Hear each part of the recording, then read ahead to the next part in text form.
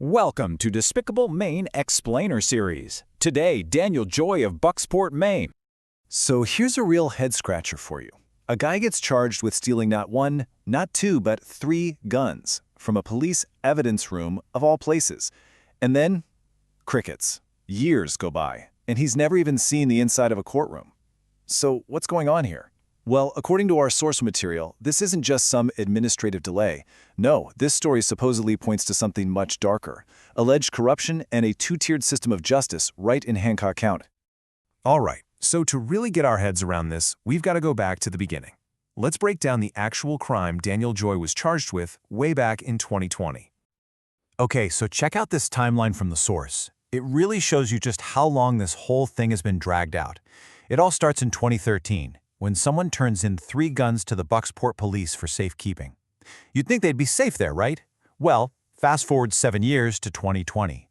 The original owner comes back asking for his guns, and whoops, they're gone. An investigation kicks off, and by October, Daniel Joy is formally charged with felony theft. A court date is even set for January 2021, but then, nothing. Just radio silence. To this day. And we're not talking about a slap on the wrist here. This is a big deal. The source makes it crystal clear that stealing firearms is a Class B felony in Maine. I mean, that's one of the more serious charges you can get, with a potential 10 years in prison and a hefty $10,000 fine. This isn't just some minor infraction. So that begs the question, right? Who is this guy, Daniel Joy?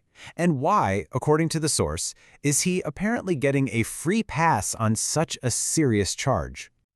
Well, get this. The source paints a picture of someone who is deeply connected in town. We're talking about a former police patrolman, a former dispatcher, and an alleged good friend of the police chief, David Winchester. And according to the source, it's that network, that web of connections, that is supposedly at the very heart of this whole thing. And it's not just about a few buddies looking out for each other. No, the source alleges this goes way deeper. They say it's about a whole system, something they've dubbed the Good Old Boys Club. So what is this Good Old Boys Club? Well, the source defines it as this. Well, this alleged secret network of government and law enforcement officials. And the accusation is pretty straightforward. They play by a completely different set of rules. The law is for you and me, the regular folks. But for them, they protect their own. And that idea right there brings us to the absolute core of this whole story. It's the argument that in Hancock County, there are 2 kinds of justice. And which one you get? Well, it all depends on who you are. Just look at this comparison the source lays out. It's pretty telling. If you or I were accused of this, we'd be arrested, booked, probably face a huge bail, and be standing in front of a judge before we knew what hit us. But for Daniel Joy, according to these allegations, none of that happened. No arrest, no bail, and more than 4 years later, he still never had his day in court.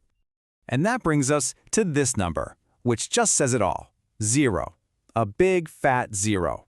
That's the number of times Daniel Joy has supposedly appeared in court on a Class B felony charge. 0. Okay, so if the whole point is to make a felony charge just disappear, how would you do it? Well, the source actually lays out what it calls the Hancock County Kangaroo Court Playbook. It's like a step-by-step guide on how they predict this case will eventually be handled. It's a 4-step process, apparently. Step 1, wait. Just wait. Let years go by until people forget. Step 2, minimize. Put a couple of tiny articles in the local paper that make it all sound like no big deal. Step 3, control. Hold what the source calls a kangaroo trial to make sure you get the result you want. And finally, step 4, resolve. Hit him with a tiny fine, no jail time, and boom, a major felony just evaporates into thin air. And on that point about a kangaroo trial, the source makes a truly explosive claim. It alleges that, to control the verdict, the system uses a fake juror. And get this, they say this was confirmed by jail trustees who worked in the courthouse. They apparently saw the same exact person acting as jury foreman on several completely different trials. I mean, wow. So why does any of this matter? Because according to the source, this isn't just one weird case that fell through the cracks.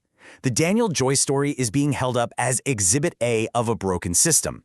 A system where, allegedly, who you know is far more important than what you did.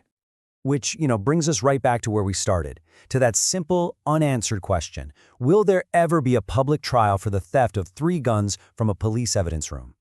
And I think we'll leave it with this final, really provocative thought from our source material. Will Daniel Joy ever face accountability? Or will the good old boys club system continue its cover-up? It really makes you think about what it means to have a justice system with 2 different sets of rules. Thanks for tuning in to Despicable Maine.